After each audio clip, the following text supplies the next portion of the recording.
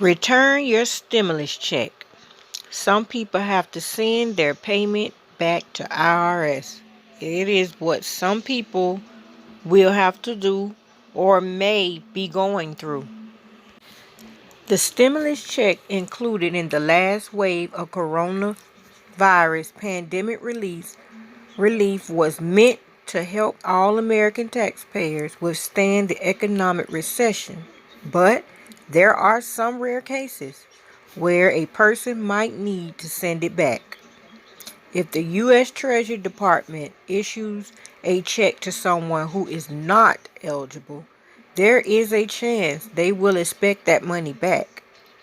It is important to be absolutely sure you are eligible so you won't be expected to repay your stimulus check after you've already spent it.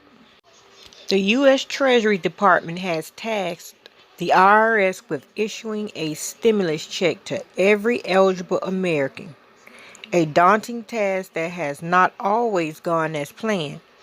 According to a report by CNET, an estimated 8 million Americans were eligible for the latest round of payments, but did not receive them. These situations have drawn the most press coverage, but some examples exist on the other end of the spectrum.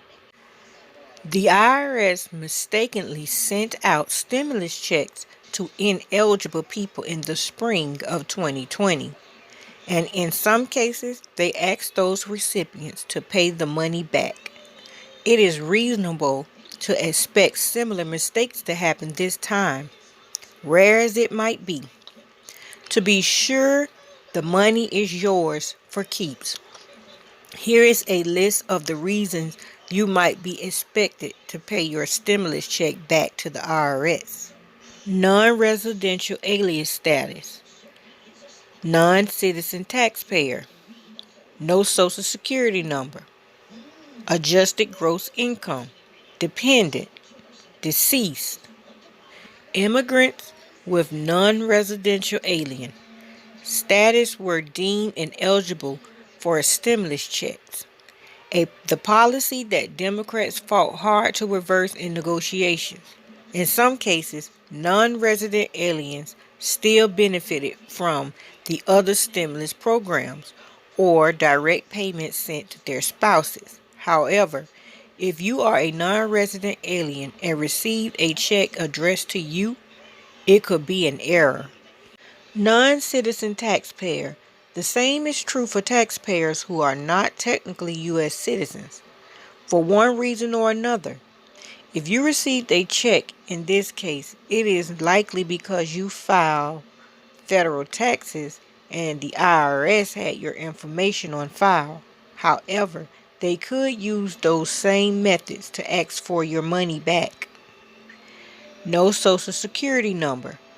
The stimulus checks were generally deposited into those with social security numbers, meaning U.S. citizens and permanent residents. There was some debate about sending the checks to taxpayers with other forms of identification, but the plan never ultimately passed. So if you do not have a social security number, then you may be required to pay your check back later on. Adjusted gross income. The IRS mistakenly sent checks to Americans whose adjusted gross income, AGI, was too high, making them ineligible. Individuals with an AGI of $75,000 or less in their most recent tax filing were eligible for a full stimulus check, and the amount decreased incrementally above that. Those with an AGI of $99,000 or more were completely ineligible. Other income structures for joint tax filers and heads of household. You'll have to visit IRS website for more information. Dependent. Anyone claimed as a dependent on another person's taxes was ineligible for a stimulus check of their own.